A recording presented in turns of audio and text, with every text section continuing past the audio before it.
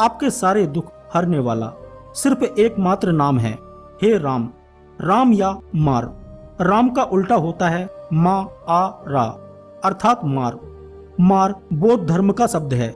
मार का अर्थ है इंद्रियों के सुख में रत रहने वाला, और दूसरा आंधी या तूफान होता है। श्री राम को छोड़कर जो व्यक्ति अन्य विषयों में मन को रमाता है, मार उसे वैसे ही गिरा देती है जैसे सूखे वृक्षों को आंधियां। नंबर 7, श्री राम भगवान थे या राजा? इसको लेकर भी बहुत से लोग कंफ्यूज हैं। खुद हमारे सनातन धर्म के लोग भी कंफ्यूज हो जाते हैं, क्योंकि हिंदू धर्म के आलोचक खासकर राम की जरूर आलोचना करते हैं, क्योंकि उन्हें मालूम है कि राम हिंदू धर्म का सबसे मजबूत आधार स्तंभ है। इस स्तंभ को गिरा दिया तो हिंदुओं को धर्मांतरित करना आसान हो जाएगा। इसी नीति के चलते तथाकथित धर्मनिरपेक्ष ताकतों के साथ मिलकर राम को एक सामान्य पुरुष घोषित करने की साजिश की जाती रही है। वे कहते हैं कि राम कोई भगवान नहीं थे, वे तो महज एक राजा थे। उन्होंने समाज और धर्म के लिए क्या किया? वे तो अपनी स्त्री के लिए रावण से लड़े और उसे उसके चंगुल से मुक्त कराकर लाए। इससे वे भगवान कैसे हो गए? तो सुनो, भगवान राम को मर्यादा पुरुषोत्तम कहा जाता है, अर्थात पुरुषों में सबसे श्रेष्ठ उत्तम।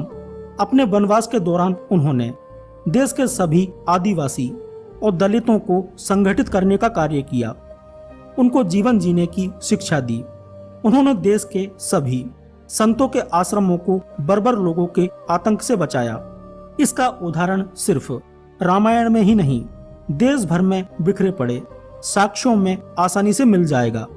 भगवान राम भारत निर्माता थे। उन्होंने ही सर्वप्रथज्ञ भारत की सभी जातियों और संप्रदायों को एक सूत्र में बांधने का कार्य अपने 14 वर्ष के वनवास के दौरान किया था। 14 वर्ष के वनवास में से अंतिम 2 वर्ष को छोड़कर राम ने 12 वर्षों तक भारत के आदिवासियों और दलितों को भारत की मुख्य धारा से जोड़ने का भरपूर प्रयास किया था। शुरुआत होती है केवट प्रसंग से। इसके बाद चित्रकूट में रहकर उन्होंने धर्म और कर्म की शिक्षा दीक्षा ली। यहीं पर वाल्मीकि आश्रम और मांडव्य आश्रम था। यहीं पर से राम के भाई भरत उनकी चरण पादुका लेकर गए थे। चित्रकूट के पास ही सतना में अत्रि ऋषि का आश्रम था। अत्रि को राक्षसों से मुक्ति दिलाने के बाद वे दंडकारण्य क्षेत्र में चले गए, जहां आदिवासियों की बहुलता थी।